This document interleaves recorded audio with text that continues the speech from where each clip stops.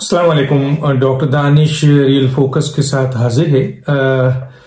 वजीर आजम का कई स्टेटमेंट हैं जो इस मुल्क के लिए मजाक बनता है। जब तारीखी हवाले से बात करते हैं तो भी मजाक बनता है, जब जोग्राफियाई हवाले से बात करते हैं तो भी मजाक बनता है, जब मौसमियात के हवाले से बात करते हैं तो भी मजाक बनता है, जब आपके अहादीस और कुरान के हवाले से बात करते हैं तब भी मजाक बनता है, और अगर वो मुआशरती आपके उलूम के हवाले से बात करते हैं तो भी मजाक बनता है, तारीख के हवाले से, इस्लामी तारीख या अहादीस के हवाले से बात करते हैं तब भी मजाक बनता है, और मुसलसल मजाक बन रहा है। आप देख रहे हैं आदाद-ओ-शुमार जो देते हैं, पता नहीं किससे मिलकर किससे सुनकर देते हैं और किस किस्म के स्टेटमेंट देते हैं जिसका ना कोई ग्राउंड होता है। लेकिन क्यों ऐसे बड़े बड़े स्टेटमेंट देते हैं जिसपे मुसलसल उनका मजाक उड़ता है और सब गलत होते हैं।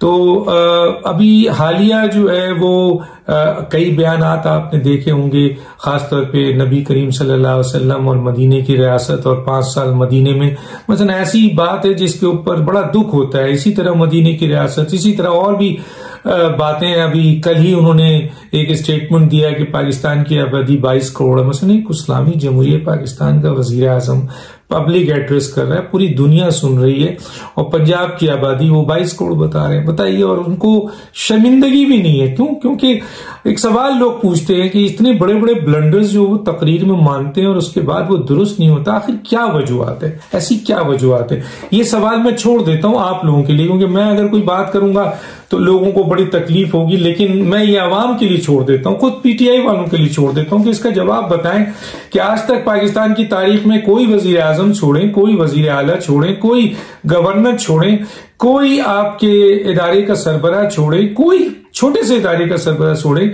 जिसने पार्लियामेंट में खड़े होकर पब्लिक एड्रेस करते हुए या दुनिया को एड्रेस करते हुए या कौम से खिताब करते हुए कहीं भी इतने बड़े बड़े ब्लंडर्स और गलत बातें की हैं। चले झूठ और वो तो छोड़े जो वादे हैं, लेकिन इतने बड़े बड़े ब्लंडर्स जो हैं वो कौन करता है? अब इस पे मैं कुछ कहना नहीं चाहता और मैं आप पर छोड़ता हूं कि आप इसके बारे में क्या कहते हैं। अब आता हूं उनकी ये स्टेटमेंट के ऊपर कि जब अभी एमनेस्टी इंटरनेशनल ने जब ये बताया कि जी 16 दर्जे आप क्राइम और करप्शन में गिर गए हैं और आपकी गवर्नेंस भी फेल है और आपकी गिरफ्त भी फेल है और सब कुछ फेल है, जो कि हम कहते रहते हैं 3.5 साल 5 साल से हम कह तो रहे हैं कि हुकूमत के अराकीन कोई आके तो बताएं कि आपकी कारकर्दगी क्या है। कोई एक कारकर्दगी तो बता दें, कोई एक कारकर्दगी जो आपने 3.5 साल पौने 4 साल में दिया है। तो यही एमनेस्टी इंटरनेशनल दे रही है, और यही एमनेस्टी इंटरनेशनल के हवाले से ये क्या बोलते हैं, मैं अभी इनकी एक वीडियो लगाता हूं, वो सुनिए। इंटरनेशनल की बात हुई, उसकी जो खास चीज देखने वाली है कि तकरीबन 1 साल में वही ट्रांसपेरेंसी इंटरनेशनल कहती है कि करप्शन पाकिस्तान में 20% बढ़ गई। पाकिस्तान की हुकूमत दुनिया की करप्ट तरीन हुकूमतों में ट्रांसपेरेंसी इंटरनेशनल के मुताबिक समझी जाती है। लोग क्या, मैं कनाडा के टीवी के ऊपर गया, कनाडा में वहां अपील की, उन्होंने मुझे साफ साफ पूछा कि जी आप ये पैसा जाएगा नहीं लोगों के पास, ये तो करप्शन में पैसा चला जाएगा। साफ उन्होंने मेरे से पूछा। जब आपकी गवर्नमेंट के अंदर बड़े बड़े मुजरिम बैठे हों, चोरी के सारे रिकॉर्ड तोड़ दिए जाएं, ट्रांसपेरेंसी इंटरनेशनल कहे कि पाकिस्तान ने माशाल्लाह एक ही जगह तरक्की की है और वो करप्शन में तरक्की की है, तो फिर अवाम की खिदमत, अवाम जब करप्शन होती है तो अवाम करप्शन की कीमत महंगाई के जरिए देती है।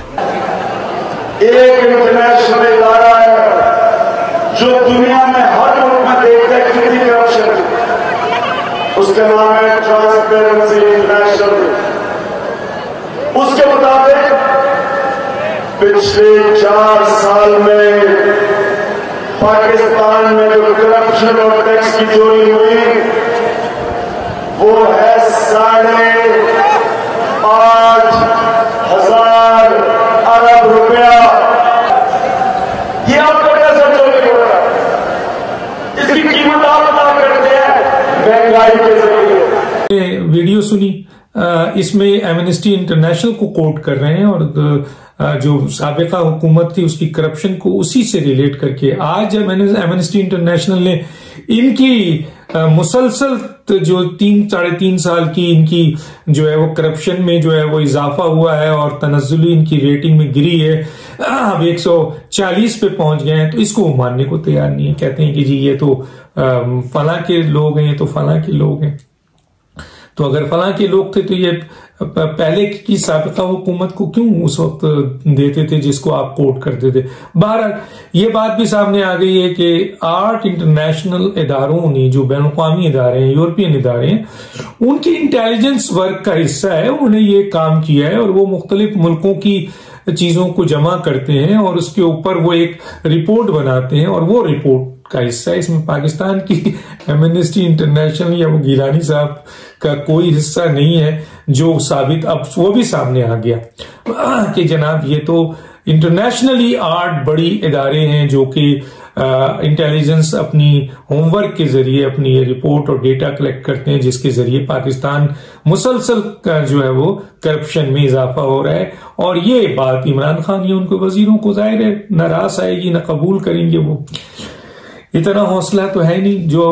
तो अब कहने का मतलब ये है कि वो कहते हैं कि जी हमने तो 90 दिन में करप्शन खत्म कर दी थी। वो कौन सी करप्शन है जो 90 दिन में खत्म की है, जरा बताइए। आइए हमारे साथ तो बैठे, आप तो प्लांटेड इंटरव्यू देते हैं, एक दफा हमारे साथ बैठ जाएं, आपको पता चल जाएगा कि असल में आप कहाँ खड़े हैं। लेकिन आप आते ही नहीं है, आप तो नेशनल टीवी में हमें सुनना ही नहीं चाहते हैं। बार यूट्यूब पे आ जाइए, हम बैठ जाते हैं, लाइव प्रोग्राम करते हैं, तो हम बताते हैं कि आपने 90 दिन में क्या करप्शन किया, बताएं ताकि हम भी सलूट मारें आपको। और दूसरी बात यह है कि इन्होंने कहा कि जी हमारे दौर में कितना बड़ा ब्लंडर है, ये बताइए कि 90 दिन में करप्शन। और दूसरा ब्लंडर ये है कि हमारे दौर में तो कोई मेगा करप्शन हुई नहीं, हमारे दौर में तो पनामा नहीं आया। अरे भैया आपके दौर में पेंडोरा आया, पनामा से कई गुना बड़ा आया। पनामा में जो सजा हासिल हुई है जिनको, उनका तो नाम भी नहीं था, लेकिन सवाल ये पैदा होता है पेंडोरा में तो आपके कई वजीरों के नाम है, लेकिन क्या हुआ, तो आप मानते ही नहीं है, तो क्या किया जाए। अगर अल्लाह ताला भी ऊपर से उतर के नीचे आ जाए और इमरान खान से या इनके ये जो 4, 5, 10 लोटे हैं जो जिनका काम सिर्फ वजारत उज़्मा वजीर आजम की वो करना है, क्योंकि इनको तो पता है कि जी इमरान खान गए तो इनकी तो सियासत भी गई, हुकूमत भी गई, वजारत भी गई, सब कुछ गई और जलील व ख्वार होंगे आवाम में। तो इनको तो बचाना है, हर लिहाज से इनकी हाँ में हाँ मिलाना है। ये तो वो खुशामदी हैं जो आपके अकबर और बाबर के बादशाह के आपके दरबार में उससे भी बदतर ये बन चुके हैं आज के इस दौर में। 12 तो कहने का मतलब ये है कि इमरान खान है, ये 4 लोग हैं, ये 10 लोग हैं, ये जो बातें करते हैं, इसकी कहाँ सर और पैर है। तो वो कह रहे हैं कि जी हमारे दौर में कोई मेगा करप्शन नहीं हुआ और हमारे दौर में देखें पनामा आया था उस दौर में, तो पेंडोरा किसके दौर में आया था और पेंडोरा में कौन इन्वॉल्व है। ये बातें बार बार अगर हम निशानदही करें तो आपको आप नहीं मानेंगे। और सही बात है, अल्लाह भी अभी नाउजुबिल्लाह ये जुमला कहना पड़ रहा है कि खुदा भी नीचे आके कह दे कि भाई ये तुम लोग क्राइम कर रहे हो, करप्शन कर रहे हो और तुम्हारे ये सारी चीजें हैं, तो वो नहीं मानेंगे, क्योंकि वो तो किसी की भी नहीं मानते और कभी भी नहीं मानेंगे।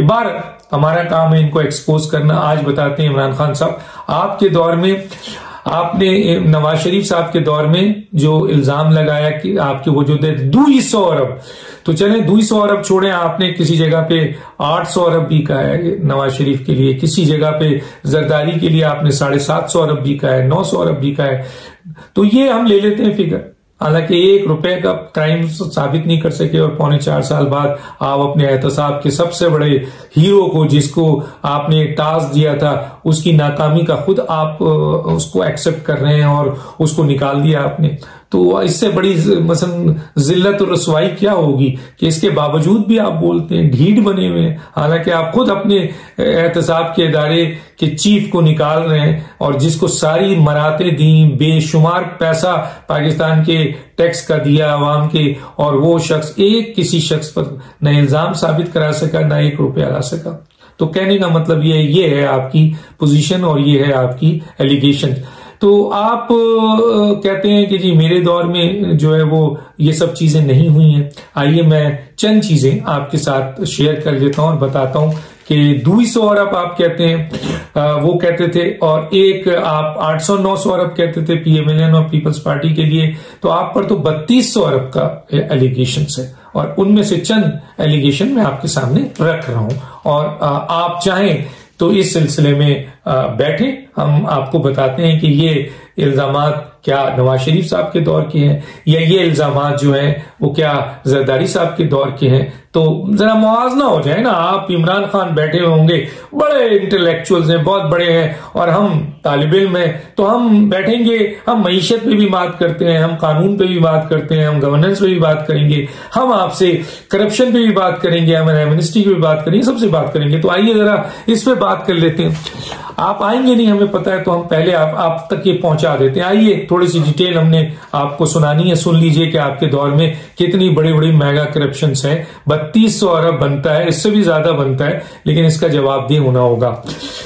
वजीर आजम समेत सदर, स्पीकर, वजीर आला, दर्जनों मुशीर पर करप्शन के संगीन इल्जाम हैं। आइए मौजूदा दौर के फॉरेन फंडिंग केस जिसमें इमरान खान, आरिफ अलवी, असद कैसर और सैफुल्लाह न्याजी समेत दीगर पार्टी के लोगों पर खरबों का इल्जाम है। स्कूटनी कमेटी ने बता दिया, अभी तो बहुत कुछ निकल रहा है कि शौकत खानम के पैसे भी आप जो है ना आपने पार्टी फंड में जमा किए हैं और पता नहीं कहां गए, वो पैसे आप देते नहीं है।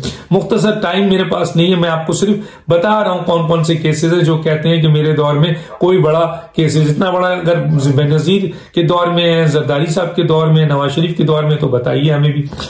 वजीर आला पंजाब उस्मान बुजदार पर शराब लाइसेंस देने और माली फायदे का इल्जाम है, कुछ नहीं हुआ। साबिक वजीर आला परवेज खटक पे BRT 49 अरब का ठेका तकरीबन 67 अरब करने और माली फायदा लेने का इल्जाम है, कुछ नहीं हुआ। मौजूदा वजीर आला KPK महमूद खान की करप्शन के संगीन इल्जाम पर काबीना से निकाला गया। आज भी इनके काबीना के लोग करप्शन, बदवानी और इख्तियारात के नाजायज इस्तेमाल के इल्जाम पे लगा रहे हैं। मैं बड़े बड़े ला रहा हूं, वैसे तो KPK में कई वुज़रा के ऊपर करप्शन के इल्जाम है, बता दूं मैं आपको, आपके कई वुज़रा हैं जिनके मवाद हमारे पास भी हैं, लेकिन हम ऊपर की चीज लाकर आपको दे रहे हैं। इसी तरह वजीर नूरुल हक कादरी पर इमारत को कारोबारी शराकतदार को रेंट पर देने और हज पर इश्तहारात पर माली फायदे का इल्जाम है। गुलाम सरवर वजीर पर आमदनी से ज्यादा असासे और मारगला माइंस पर करप्शन करने का इल्जाम है। ये मैं नहीं कह रहा, आप अपनी FIA से पूछिए, नैब से पूछिए। डॉक्टर जफर मिर्जा पे मास्क स्मगलिंग करने का अरबों रुपए की करप्शन का इल्जाम है, जिसे आपने हटा दिया, सिर्फ हटा दिया। आमिर कियानी जिन पर फॉरेन फंडिंग करप्शन भी नाम आ रहा है, 7 अद्वियात की कीमतों में बेशुमार इजाफे और माली फायदा लेने का इल्जाम है, यहाँ पे भी अरबों का इल्जाम है, अरबों रुपए का। जुल्फी बुखारी पर सबसे ज्यादा इल्जाम है टूरिज्म, जमीनों की लाटमन, ओवरसीज फंड और रिंग रोड पर करप्शन के संगीन इल्जाम है। ये आपके बड़े राइट हैंड थे, आजकल गायब है। फैसल वाडा के खिलाफ झूठा एफिडेविट देने, बैरून मुल्क गैर कानूनी असासे और पेंडोरा पेपर्स में ऑफशोर कंपनी रखने का इल्जाम है। देखिए जी, आ गया आपका पेंडोरा। सिप्तैन खान पर चीनी ऊंट और राजवा 500 मैट्रिक टन काम फौलाद गैर कानूनी ठेका देने का इल्जाम है। मुराद सईद पे 117 अरब की करप्शन और 7 अरब रुश्वत में हिस्सेदार होने का इल्जाम है। नदीम बाबर साबिक मुशीर पेट्रोलियम, जिनको हटा दिया आपने, ये पेट्रोलियम मसनूआत की जखीरा अंदोजी करने और माली फायदे लेने का अरबों रुपए का इल्जाम है। अली अमीन गमीन गंडापुर पर शराब नोशी और करोड़ों रुपए इंतखाबात में गैर कानूनी बांटने का इल्जाम है। वजीर जरताज गुल पर उनके अपने MNA ने $35 लाख की करप्शन का संगीन इल्जाम लगाया है। खुसरो पुख्तियार वजीर है, चीनी की मद में अरबों रुपए के माली फायदे का इल्जाम है। सानिया निश्तर पे एहसास प्रोग्राम में बेजाब्तगियों का और करप्शन का इल्जाम है। आजम स्वाति पे दुबई और अमेरिका में करप्शन के इल्जाम के साथ साथ रेलवे में मनपसंद अफराद को तैनात करने और रॉयल पाम क्लब में करप्शन का इल्जाम है। अली जैदी वजीर कैलिफोर्निया में बैंकरप्सी और $70 मिलियन के मनपसंद फर्द को ठेका देने का इल्जाम है, जिसमें chairman KPT admiral Jameel Akhtar को गैर कानूनी काम न करने पर हटाया गया। इफ्तिखार दुनानी मुशीर वजीर आजम पे मुख्तलिफ वजारतों में डील करवाने और रुश्वत लेने का इल्जाम है। अब ये चंद इल्जामात जो है वो मैंने आपके सामने पेश किए हैं, और इसके अलावा बेशुमार इल्जामात रेगुलर की बुनियाद पर आपके दौर के आ रहे हैं, और आप कह रहे हैं कि जी मुझे मेरे दौर में कोई बड़ा मेगा करप्शन नहीं है। आप कहते हैं कि जी पनामा उनके दौर में आया, आप कहते हैं कि जी 90 दौर में हमने करप्शन खत्म कर दिया। तो ये चंद गुजारिशात आपको दी हैं और उम्मीद है कि इसकी कोई जस्टिफिकेशन है तो हमें भी दीजिएगा और बताइएगा कि इससे आपका कोई ताल्लुक नहीं है। डॉक्टर दानिश विला दीजिए। अल्लाह हाफिज।